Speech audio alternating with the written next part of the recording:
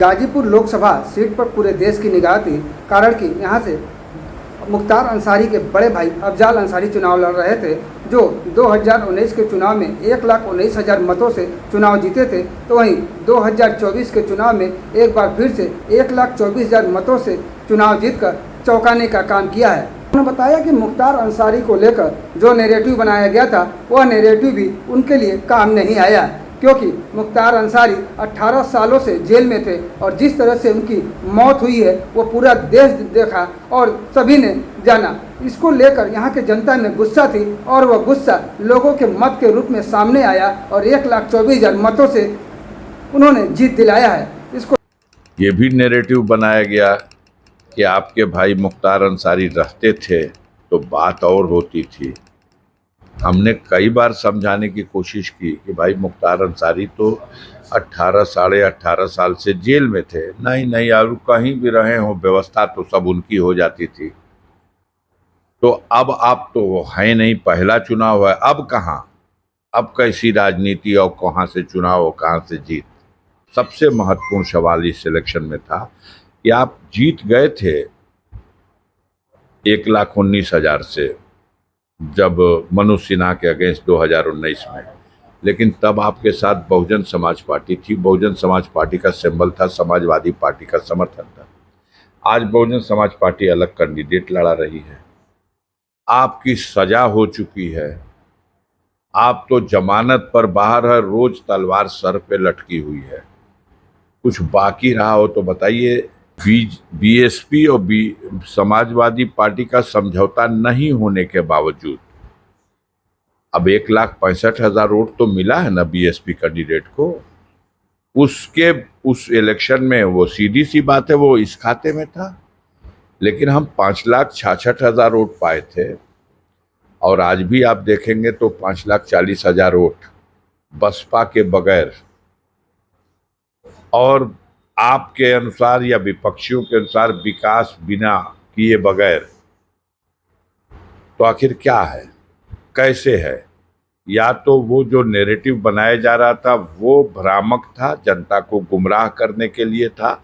जनता कुछ उसमें 1-2% गुमराह भी हुई होगी, लेकिन बाकी लोग तो सब कुछ समझ रहे थे। मुख्तार को आपने मान लिया मुख्तार विहीन है। मुख्तार विहीन चुनाव तो रहा नहीं।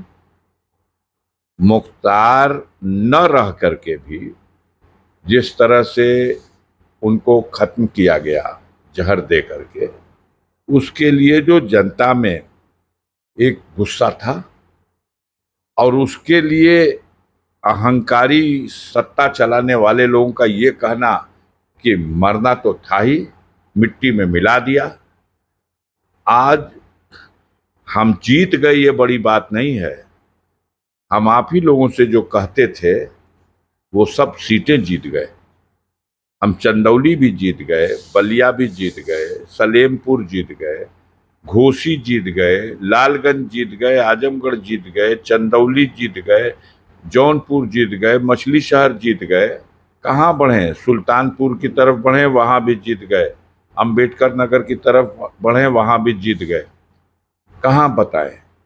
फैजाबाद में जहाँ भगवान राम का मंदिर बनाकर और आपने बड़ा ढिंडोरा पीटा कि हमने भगवान की प्राण प्रतिष्ठा करा दी, वहाँ भी भगवान का ऐसा प्रकोप आया कि भारतीय जनता पार्टी वहाँ भी हार गई।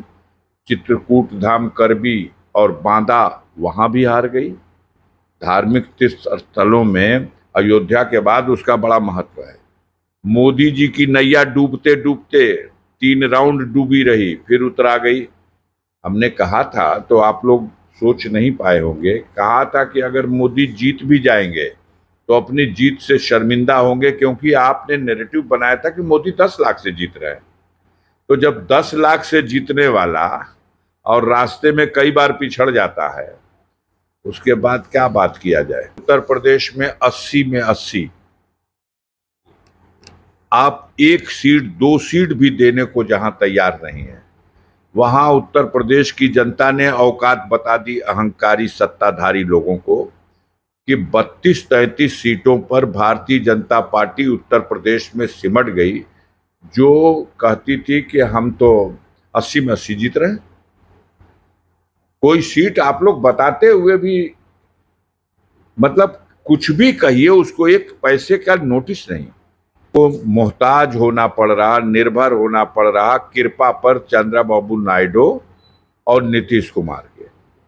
वो रस्सी में डाल के गर्दन में इनकी, वो आंध्र प्रदेश की तरफ खींचेगा, ये गर्दन में रस्सी डाल करके बिहार की तरफ खींचेंगे। ये समाजवादी है और वो वामपंथी है। वो जलालुद्दीन का जलाल वो नहीं चलेगा। अब ये कब खींच देंगे रस्सी, कब टंगा जाएगी गर्दन, अब तो उनके वक्त के मोड़ आने दीजिए। अभी तो बने तब ना, अगर बनती है तो देखिएगा, जिसको चाहा गृह मंत्री, जिसको चाहा फाइनेंस मिनिस्टर, जिसको चाहा रक्षा मंत्री, जिसको चाहा विदेश मंत्री, वो सल्तनत नहीं चलेगी। अब हो सकता है ये भी कहना पड़े, अमित शाह कुर्सी खाली करो, मदद लेनी है। हो सकता है जो रामविलास पासवान का बेटा है वो कहे कि हमारे पिताजी रेल मंत्री थे। तो जो सुल्तानियत चलती थी वो सुल्तानियत नहीं रह जाएगी। 240 पे जनता ने रोक दिया। राजपाट तो कोई भी चलाए, व्यवस्था चलाए, लोकतांत्रिक मर्यादाओं को ध्यान, कुंडली में ही संघर्ष लिखा है। लोग तो ये भी सोच रहे थे कि 3 तारीख को हाईकोर्ट से सजा हो जाएगी, 4 को गणना ही नहीं होगी। और आप खूब दिखा भी रहे थे और खूब प्रचारित भी कर रहे थे। वहां भी बहस की डेट लगती थी, आप दिखाते थे कि फैसला आने वाला है।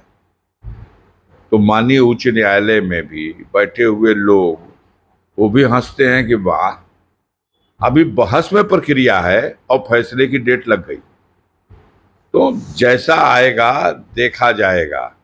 अभी जो फैसला है इसको पचाइए किसी तरह, नींद की गोली खा के कहिए सोएं लोग। जो अपने को बहुत बड़ा तोप समझते हैं लोग कि हमारे ही हाथ में जनता है,